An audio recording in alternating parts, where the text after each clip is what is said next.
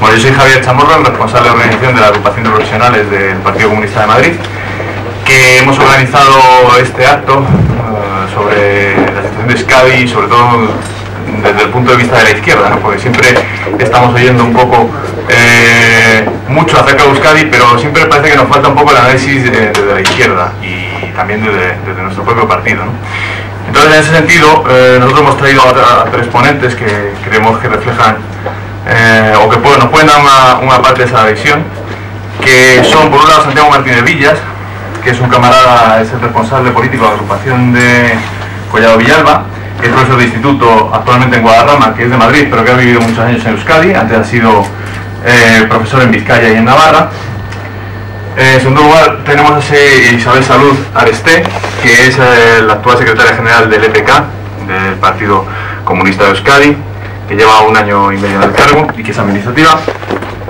Y por último contamos con nosotros con Joaquín Navarro, que es actualmente magistrado, presidente de la sección primera de la Audiencia Provincial de Madrid, que fue senador por el PSP en la Constituyente y diputado en la primera legislativa por el PSOE y luego dimitió de su cargo.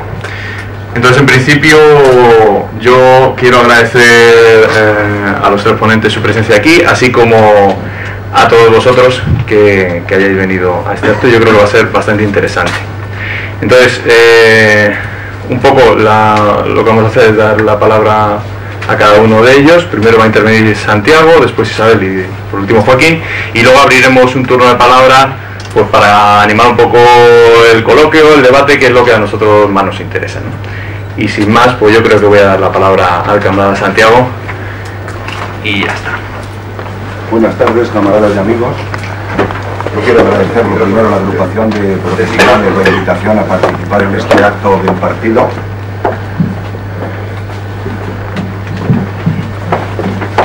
Lo cual me permite, por otra parte, utilizar las conclusiones de una serie de debates que sobre el tema de Euskadi hemos tenido, ¿no?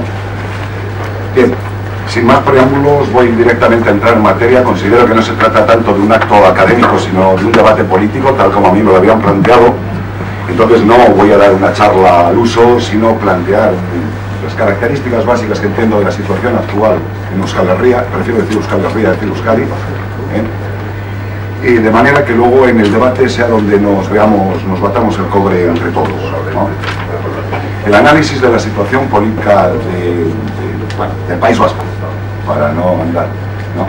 Entiendo que debe partir de dos premisas. Primera, aceptar que la situación característica del País Vasco es la de conflicto permanente. Y segundo, que este conflicto tiene un carácter político. Ahora bien, se trata de un problema complejo. Entiendo que es un problema en el que se dan varios conflictos que se entrelazan y se solapan unos a otros, ¿no?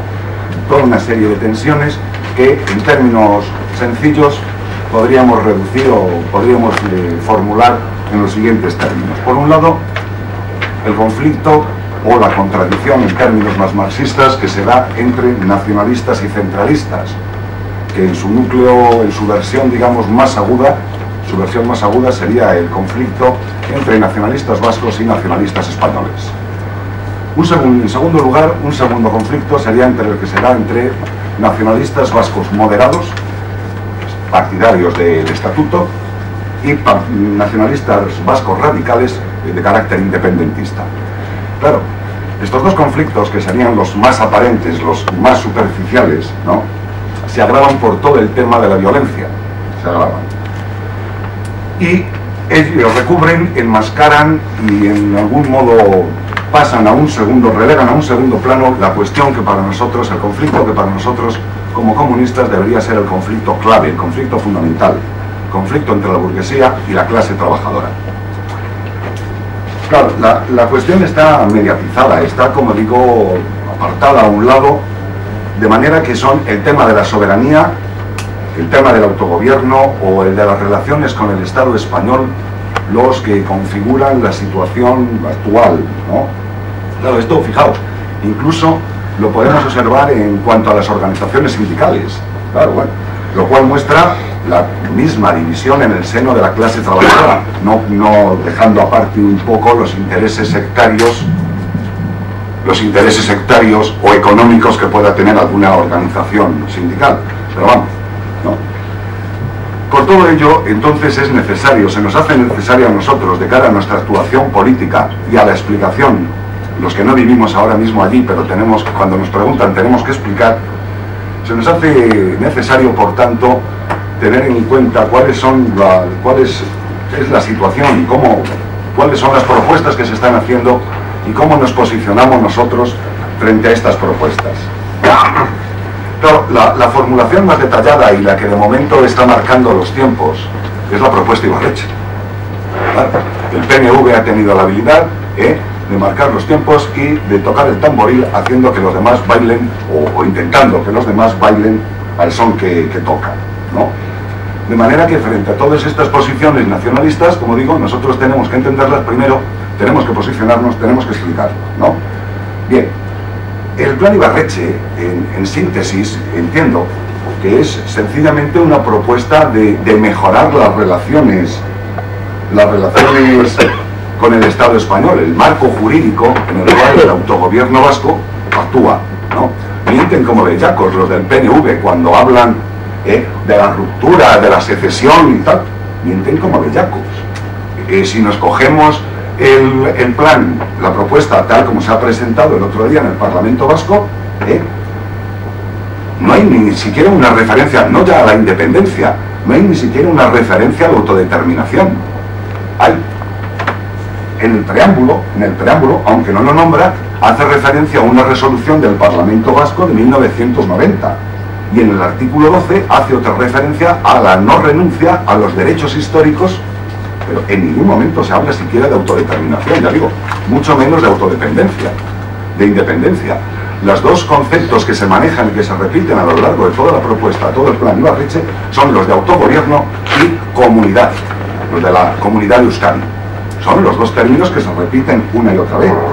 A partir de aquí hay, en repetidas ocasiones, la aceptación de las Cortes, de la unidad del Estado, de las leyes, de la Constitución, de las Cortes. Vamos, incluso a Lehendakari se acepta en la propuesta de Ibarretxe que le nombra al rey. El rey le nombrará. Se aceptan las leyes del Estado, se habla de lealtad institucional, cooperación, equilibrio. Es decir, la propuesta de Ibarretxe, en definitiva, aunque ahora en la última tampoco lo formula directamente, sí en los borradores anteriores, y en los borradores anteriores y en su discurso, en la intervención de Lehendakari en el debate de política general del 27 de septiembre del 2002, allí sí, allí por ejemplo habla de soberanía compartida con estos términos, nunca más vuelve a aparecer la propuesta de soberanía compartida. Libre asociación, Estado compuesto plurinacional y asimétrico. En la propuesta anterior hablaba de federalismo asimétrico, tampoco. Es decir, en definitiva, lo que nos está planteando es eso. En definitiva, lo que está planteando, sin entrar en el análisis del articulado, es eso, no es ni independentista ni separatista, lo que pretende es mejorar las competencias, aumentar las competencias, establecer, como decía, un nuevo marco jurídico de las relaciones. ¿Todo ello para qué? Pues entiendo que para consolidar la hegemonía política del PNV, consolidar la hegemonía política del PNV, obviamente con toda una serie de añadidos que le permitieran un mayor control jurídico y económico sobre el País Vasco, por supuesto. Claro, ¿no? Claro, y entonces en todo este fregado de contradicciones, de mentiras o verdades y contraverdades, en el que nos vemos metidos, sobre todo por los medios de comunicación estatales, ¿no? ¿Cuál debe ser la posición de la clase obrera en general o de los comunistas en particular, ¿no? Yo entiendo que la posición de los comunistas debe centrarse en torno a dos criterios, dos principios de actuación básicos. En primer lugar, y por una simple cuestión de coherencia ideológica que creo que no necesita mucha argumentación, la defensa de la autodeterminación, la defensa del principio de autodeterminación, la defensa del principio de que sea el pueblo trabajador vasco quien decida su futuro, ¿no? Y en segundo lugar, como comunistas y como miembros de la clase trabajadora que somos, la lucha por el socialismo, la defensa de los principios socialistas, ¿no? Claro, todo esto podría parecer desde alguna perspectiva que supone hacer el juego al PNV, como a veces se acusa, por ejemplo, a determinados camaradas o compañeros de Escarbatúa y tal. Bueno, seamos sensatos. ¿Qué pasa? Que si en un barrio o en un pueblo estamos pidiendo que se ponga un ambulatorio y el PP también pide que se ponga el ambulatorio como el PP lo pide, nosotros nos oponemos. Claro, lo primero es tener sensatez y sentido común, que ya nos decía el filósofo Descartes que es el menos común de todos los sentidos, pero bueno, claro, entiendo que la aplicación, por el procedimiento que sea, yo no estoy defendiendo el plan Ibarretxe aquí en estos momentos, pero la aplicación, la puesta en marcha de un procedimiento, de un mecanismo que llevara al ejercicio del principio del derecho de autodeterminación por parte del pueblo vasco, solamente el ejercicio del derecho de autodeterminación, independientemente del resultado que saliera, supondría una derrota del nacionalismo español, del nacionalismo centralista.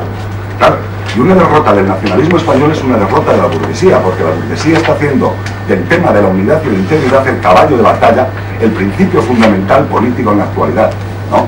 Pues una derrota de la burguesía sería una derrota importante no solamente para la clase trabajadora de Euskadi, sería una derrota y una victoria bastante importante para la clase trabajadora de todo el Estado.